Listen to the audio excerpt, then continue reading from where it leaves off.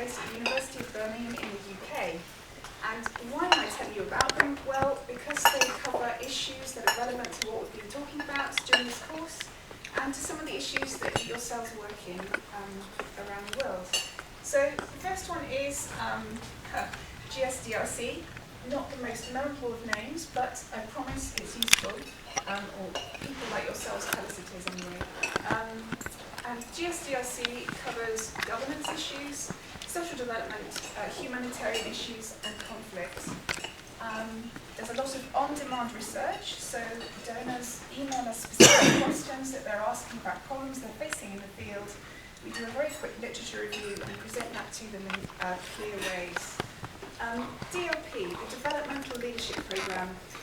This deals with leadership and the politics of development. So it's those messy, peoply, political processes that go on behind the scenes that affect whether or not reforms work. Okay, so let's start with GSDRC. Just to mention, it's a collaboration, so there are other partners involved, drawing on a wider range of expertise. This is the help desk service I mentioned here. So these are quick literature reviews. They draw on external experts, so we fire off your question to other people and get their input into it as well. And these reports are free via DFID country offices. So if you have a relationship with DFID and you have a particular issue you'd like to know, well, what does the literature say about that? Maybe give them a call and see if you can get a report done through DFID. There are other references materials on the website.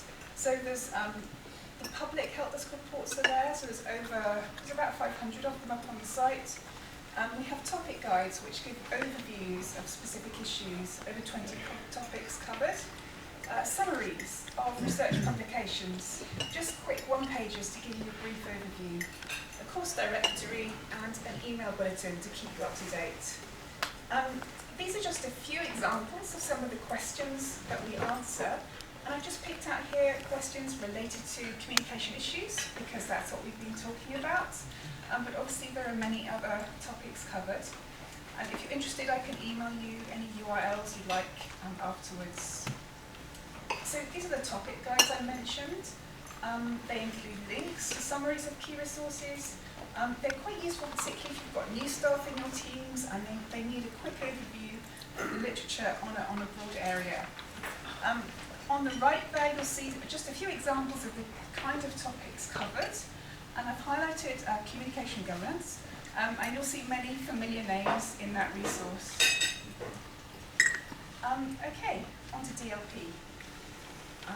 Again, it's a collaboration. So one of our main funders is the Australian government, and then we collaborate with UCL and La Trobe, as well as the University of Birmingham.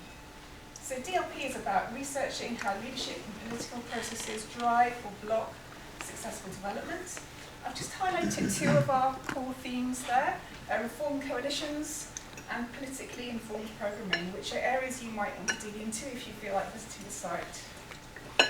The Philippines, we heard about that last week.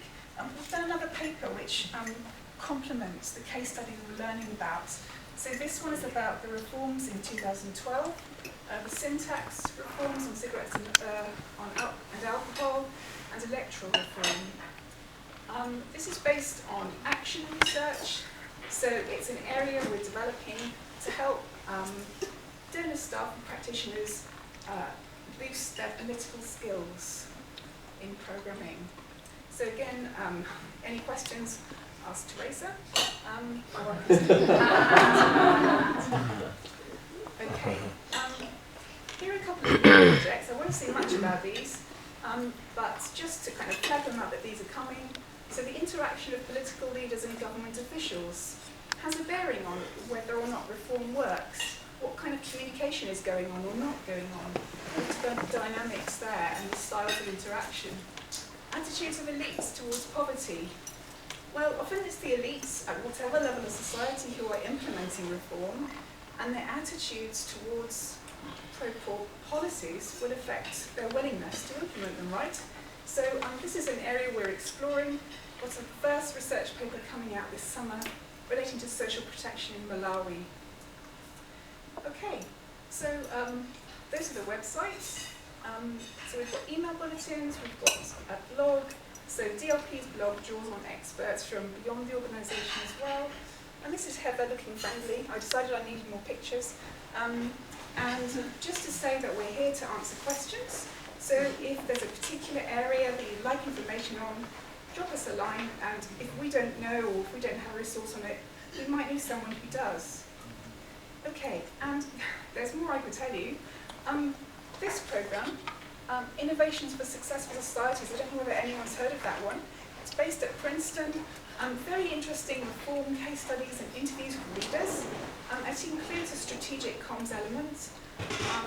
So lots of different topics covered again there. And these are new GSDRC style centres that DFID is just developing. So we've got health, education, nutrition, climate and environment, infrastructure, livelihoods, and economic and private sector development. So if you have any questions about any of that, do ask me later, and if you're interested, I can send you an email with some URLs in it. Thank you very much for listening.